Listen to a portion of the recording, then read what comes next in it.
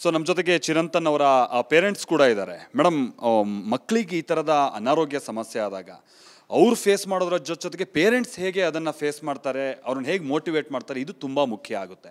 So ನಿಮ್ಗೆ ಈ ವಿಚಾರ ಗೊತ್ತಾದಾಗ ಮಗನ್ನ ಅದರಿಂದ ಹೊರತರುವಂಥ ನಿಟ್ಟಿನಲ್ಲಿ ನಿಮ್ಮ ಪಾತ್ರ ಏನಿತ್ತು ಅಂತ? ನನಗೆ ಕ್ಯಾನ್ಸರ್ ಅನ್ನೋದು ನಮ್ಮ ಫ್ಯಾಮಿಲಿನಲ್ಲಿ ಮೊದಲನೇ ಬಾರಿದೇನಲ್ಲ. ನಮ್ಮ ತಾಯಿ ಕೂಡ ಇದೇ ರೀತಿ ಕ್ಯಾನ್ಸರ್ನಿಂದ ಬಳಲಿ ನಾವು ಅವ್ರು ಕಳ್ಕೊಂಡಿದ್ವಿ.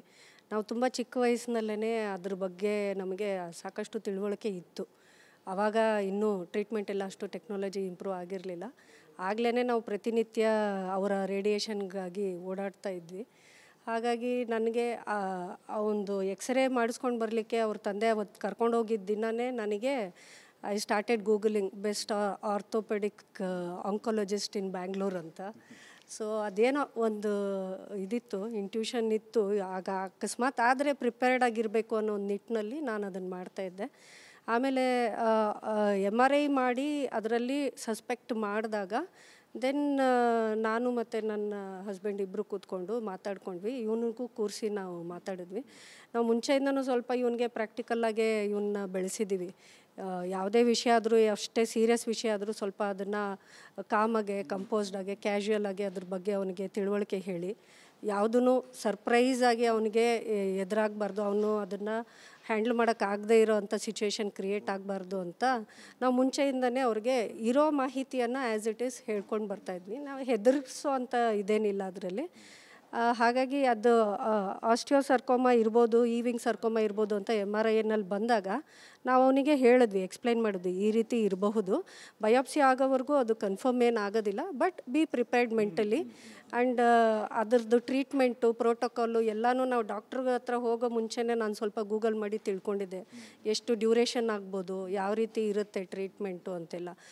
ಎಷ್ಟೇ ನಾವು ಏನೇ ಪ್ರಿಪೇರ್ಡ್ ಆದ್ರೂ ಆ್ಯಕ್ಚುಲಾಗೆ ನಮಗೆ ಟ್ರೀಟ್ಮೆಂಟ್ ಶುರು ಆಗೋವರೆಗೂ ಅದರದ್ದು ಫಸ್ಟ್ ಹ್ಯಾಂಡ್ ಎಕ್ಸ್ಪೀರಿಯನ್ಸ್ ನಮ್ಗೆ ಆಗೋದಿಲ್ಲ. Nothing can prepare us for that. But in spite of that ನಾವು ಕೂತ್ಕೊಂಡು, ನಾವು ಒಂದು ದಿನವೂ ಕೂತ್ಕೊಂಡು ನಾವು ಬೇಜಾರು ಮಾಡ್ಕೊಳ್ಳಿಲ್ಲ. ಯಾಕೆ ನನ್ನ ಮಗನಿಗೆ ಯಾಕಾಯಿತು ಅಥವಾ ನಮ್ಮ ಫ್ಯಾಮಿಲಿಗೆ ಯಾಕೆ ಬಂತು ಅಂತ ಒಂದು ದಿನ ಕೂಡ ನಾವು ಆ ರೀತಿಯಾದ ಒಂದು ಯಾವುದೇ ನಕಾರಾತ್ಮಕ ಆಲೋಚನೆಗಳಿಗೆ ನಾವು ಇದಾಗಲಿಲ್ಲ. ನಾವು ಏನು ಮಾಡಬೇಕು ಮುಂದೆ, ಯಾಕಂದರೆ ಇವಾಗ ಆಗಿರೋದನ್ನು ನಾವು ಯಾವುದೇ ಕಾರಣದಿಂದನೂ ಅದನ್ನು ಬದಲಾಯಿಸೋಕ್ಕಾಗಲ್ಲ.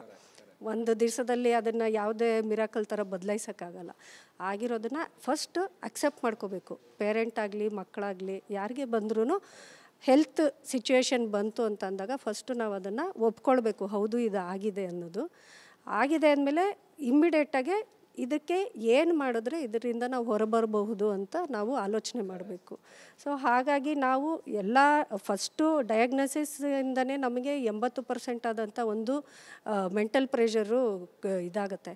ಹಾಗಾಗಿ ನಾವು ಅದನ್ನು ಅತ್ಯಂತ ಉತ್ತಮ ಒಂದು ಆಸ್ಪತ್ರೆಗಳಿಗೆ ನಾವು ಭೇಟಿ ನೀಡಿ ತುಂಬ ಒಳ್ಳೆಯ ಡಾಕ್ಟ್ರುಗಳ ಹತ್ರ ಅದನ್ನು ತೋರಿಸಿ ಡಯಾಗ್ನೈಸಿಸ್ ಮಾಡಿಸಿ, ಬಯಾಪ್ಸಿನೂ ಅಷ್ಟೇ HCG ಮತ್ತು ಮಣಿಪಾಲ್ ಅಂತ ಆಸ್ಪತ್ರೆಗಳಲ್ಲಿ ಎರಡೂ ಕಡೆನೂ ಮಾಡಿಸಿ, ಅಲ್ಲಿ ಇದ್ದಂಥ ಟಾಪ್ ಡಾಕ್ಟರ್ಸ್ಗಳ ಹತ್ರ ಕನ್ಸಲ್ಟ್ ಮಾಡಿ ಫಸ್ಟು ನಾವು ಅರ್ಥ ಮಾಡ್ಕೊಂಡ್ವಿ.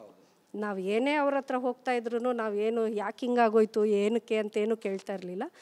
ನಾವು ಅವ್ರಿಗೆ ಇದು ಹೀಗಂದರೆ ಏನು ಅಂತ ನಮಗೆ ಎಕ್ಸ್ಪ್ಲೇನ್ ಮಾಡಿ